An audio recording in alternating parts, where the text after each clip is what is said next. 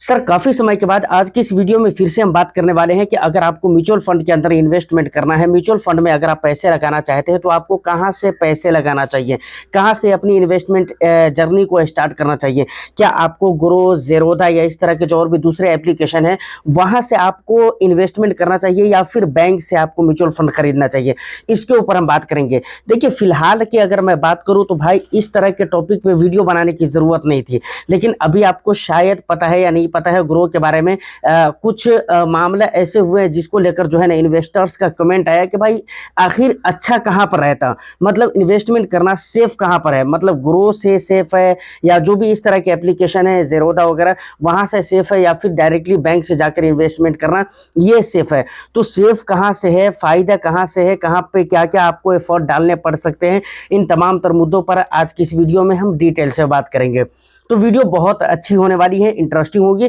बस एक लाइक कर दीजिए, शेयर कर दीजिए। चैनल को अगर अभी तक आपने सब्सक्राइब नहीं किया है तो चैनल को सबसे पहले आप सब्सक्राइब कर लें, क्योंकि इस तरह के इंटरेस्टिंग कंटेंट मैं आपके लिए लेकर आता रहता हूं। देखिए सबसे पहले ग्रो का जो एक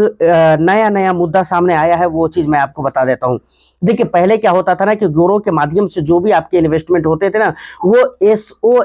के रूप में सेव होते थे, मतलब वो जो भी इन्वेस्टमेंट थे ग्रो के माध्यम से आपके वो जो है ना क्या है कि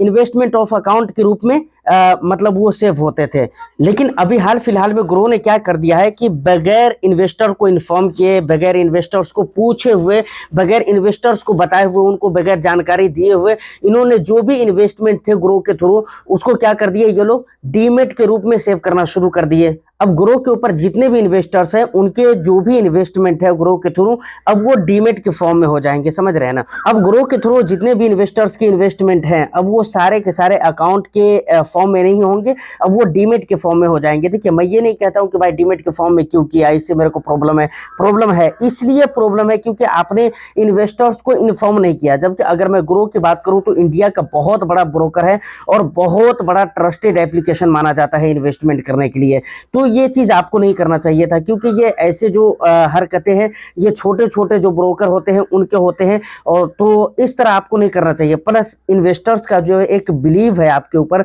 और ट्रस्ट है, तो एक तरह से उनके ट्रस्ट के साथ ये गलत हो रहा है, ये एक तरह का धोखा हो रहा है, तो नहीं होना चाहिए। देखिए जब इस तरह की चीजें प्लस ग्रो के साथ एक और भी चीज देखी जाती है कि कई मरतबा ग्रो के साथ ग्लिच वगैरह भी हो जाते हैं इन्वेस्टमेंट को लेकर या और भी दूसरी चीजों को लेकर, तो ये सारी चीजें नहीं होना चाहिए। जबकि ग्रो सबसे बड़ा ब्रोकर है,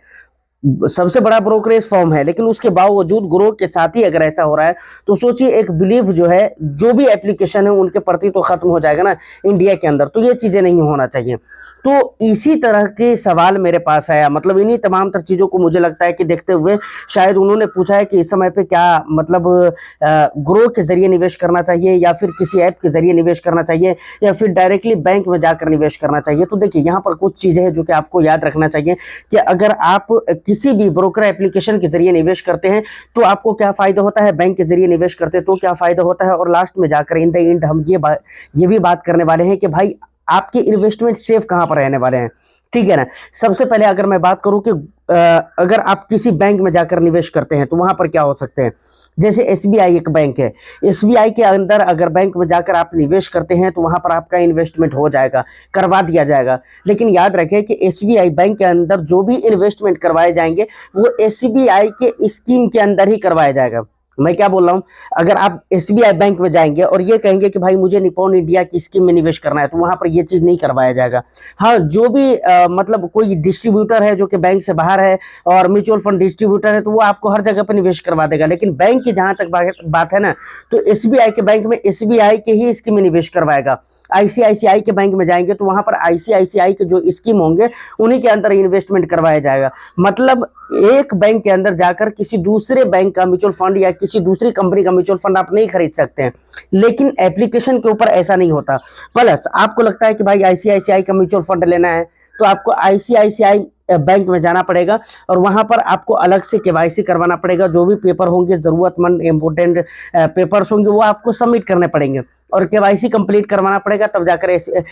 ICICI के जो भी स्कीम होंगे उनमें आप निवेश कर पाएंगे। उसके बाद SBI में आएंगे तो यहाँ भी आपको KYC कंप्लीट करवाना पड़ेगा। अलग अलग जगहों पे जितनी स्कीम होंगी उतनी जगह पे आपको KYC कंप्लीट करनी पड़ेगी। लेकिन अगर ऐप के माध्यम से आप निवेश करते हैं तो यहाँ पर सबसे बड़ा फायदा ये होता है कि अलग अलग आपको केवाईसी करने की जरूरत नहीं होती और एक ही जगह पे आपको सारी कंपनीज के म्यूचुअल फंड के अंदर आपको निवेश करने का मौका मिल जाता है, समझ रहे हैं ना। तो मुझे लगता है कि भाई यहाँ तक कि अगर आप पहुंच चुके हैं तो आपको समझ में आ चुका होगा कि भाई वहां पर आपको क्या क्या एफर्ट डालने पड़ सकते हैं, क्या क्या परेशानी हो सकती है और ऐप के ऊपर क्या क्या सुविधाएं आपको मिल सकती है, ये सारी बात है। लेकिन हाँ ये है कि भाई एक चीज और भी है कि भाई आपको एडवाइजरी भी वहां पर मिल जाती है, तो ये एक प्लस पॉइंट हो जाता है, जो कि एक अच्छी बात है। उसके बाद अगला जो हमारा पॉइंट है वो सबसे ज्यादा है, इस वीडियो का सबसे इंपॉर्टेंट पॉइंट है। वो पॉइंट ये है कि भाई आखिर हमारा इन्वेस्टमेंट सेफ कहां पर है। हम जो बैंक के जरिए इन्वेस्ट करेंगे वो सेफ है या फिर किसी एप्लीकेशन के जरिए हम निवेश करेंगे वहां पर सेफ है। तो देखिए यहां पर मैं आपको कहना चाहूंगा, देखिए अगर आप बैंक के जरिए निवेश करते हैं तो आपको शायद लग रहा होगा कि भाई वहां पर सेफ है क्योंकि भाई हम अपने पैसे बैंक में देकर आते हैं। तो देखिए एक चीज क्लियर आपको होना चाहिए कि जो पैसे आप बैंक में जाकर निवेश करते हैं वो बैंक में नहीं रहता है, वो म्यूचुअल फंड एएमसी के पास पहुंच जाती है और उसी टाइम पर आपको यूनिट अलॉट किए जाते हैं जब वो पैसे एएमसी के पास पहुंच जाते हैं। जब तक एएमसी के पास न पहुंचे तब तक आपको यूनिट अलॉट नहीं किए जाते हैं। ये बैंक के जरिए निवेश करें या फिर ग्रो के जरिए या फिर किसी जेरोदा वगैरह या किसी और ऐप के जरिए निवेश करें, जब आपके पैसे एएमसी के पास नहीं पहुंचेगी तब तक आपको यूनिट अलॉट नहीं किया जाता है, समझ रहे हैं ना। तो ये चीज आपको क्लियर होना चाहिए। तो बैंक में नहीं रहता है, वो पैसा पहुंच जाता है कहां पर, एएमसी के पास। ठीक इसी तरीके से ये ऐप जो है ना,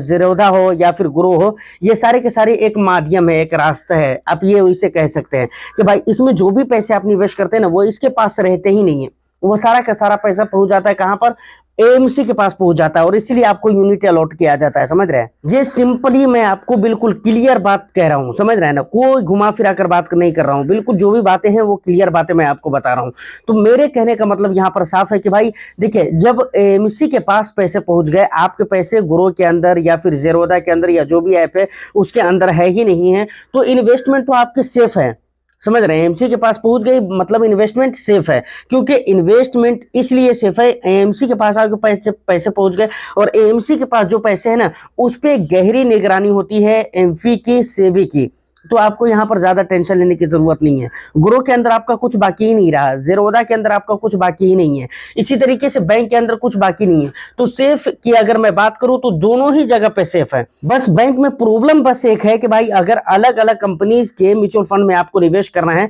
तो अलग अलग जाकर वहां पर डॉक्यूमेंट वेरिफिकेशन करवाना पड़ेगा, यानी डॉक्यूमेंट सबमिट करना पड़ेगा, केवाईसी कंप्लीट करना पड़ेगा, जबकि किसी भी ऐप के साथ ऐसा नहीं है। और दूसरी बात यह है कि ऐप में एक ही जगह पे आप एक ही केवाईसी करेंगे और हर कंपनी के म्यूचुअल फंड के अंदर आप निवेश कर पाएंगे, जबकि बैंक में ऐसा नहीं है। देखिए अब यहाँ पर एक सवाल हो सकता है कि ठीक है इन्वेस्टमेंट हमारा दोनों जगह पे सेफ है, लेकिन एप्लीकेशन के साथ कई मर्तबा कई तरह के प्रॉब्लम्स होते रहते हैं। तो इसके लिए मैं ये कहना चाहूंगा कि भाई इससे घबराने की जरूरत नहीं है, और जब आप अपने इन्वेस्टमेंट को स्टार्ट करें तो शुरू में ही एक अच्छा ब्रोकर प्लेटफॉर्म आप चुने और उसके माध्यम से ही आप इन्वेस्टमेंट करें। जबकि ग्रो की अगर मैं बात करूं तो अगरचे ग्रो के साथ ग्लिच होता है, लेकिन ग्रो